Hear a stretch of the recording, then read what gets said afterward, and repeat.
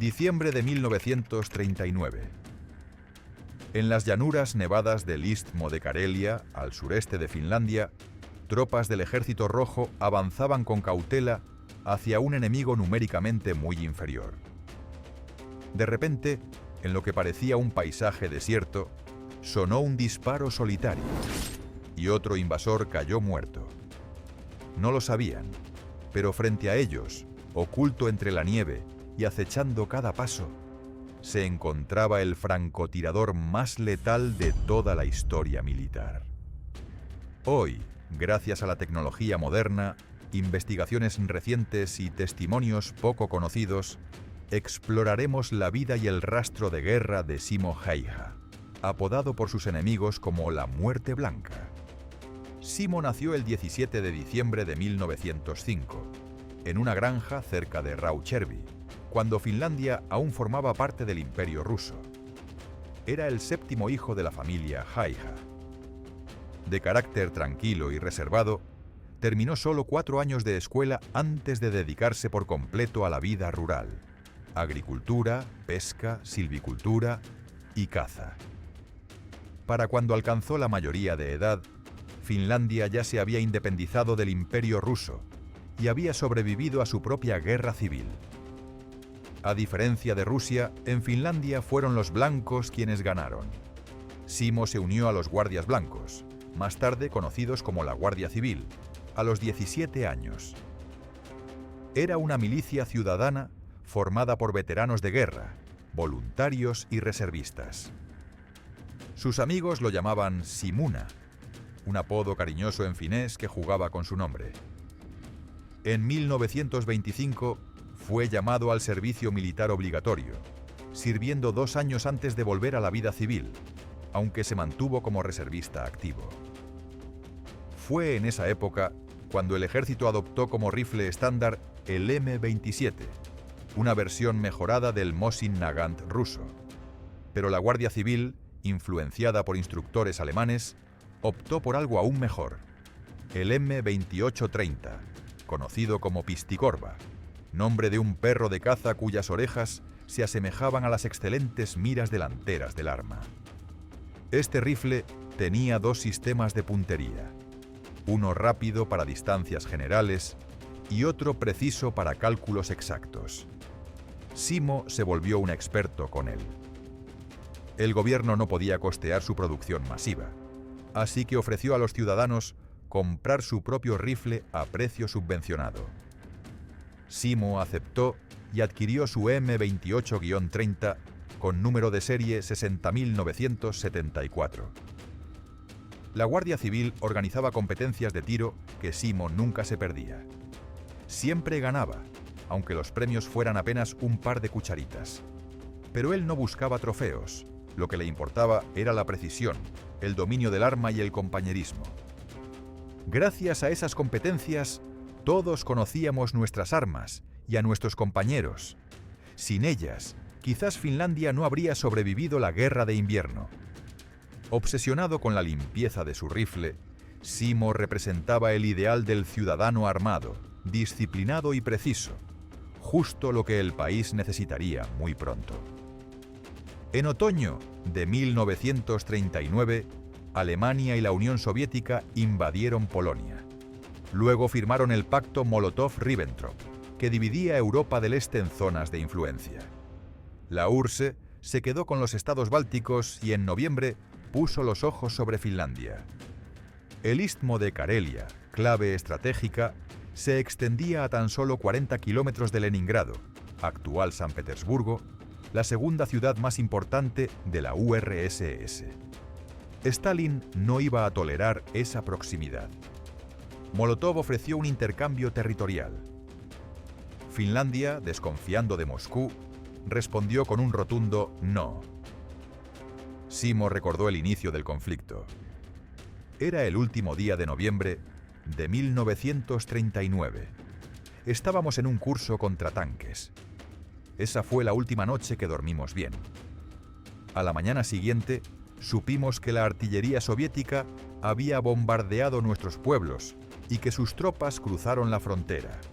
Pensamos, ya está, La guerra ha comenzado. Simo se apresuró a reunirse con su unidad, a unos 60 kilómetros al norte del lago Laatoka. Con su rifle al hombro, fue asignado como cabo en la 6ª compañía del Regimiento 34 de Infantería. Allí lo recibió el teniente Arne Juutilainen, un veterano de la Legión extranjera francesa, conocido como el Terror de Marruecos.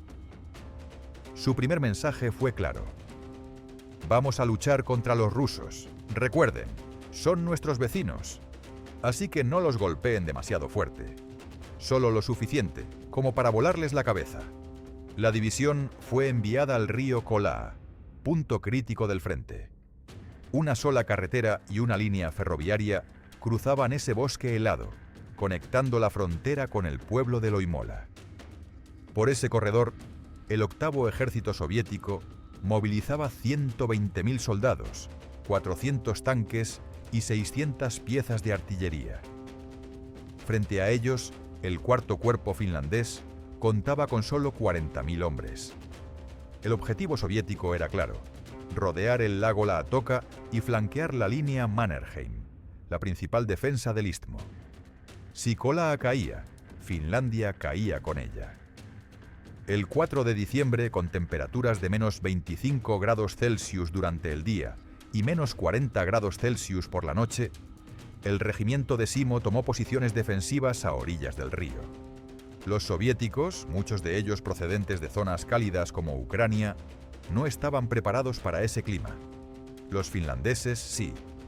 Simo relataba: los rusos se sentaban alrededor de grandes fogatas, completamente ajenos a nuestra presencia, sin centinelas, sin vigilancia, todos reunidos para calentarse. Pudimos acercarnos arrastrándonos, y entonces abrimos fuego con todo. Los dispersamos en el hielo. Los finlandeses aplicaban una defensa activa. Resistían con ferocidad en sus posiciones fortificadas, pero también emboscaban, realizaban incursiones nocturnas y contaban con tiradores de élite. El Ejército Rojo, sin flexibilidad táctica y afectado por las purgas de Stalin, recurría al método más crudo: enviar más y más hombres al frente, con los mismos resultados.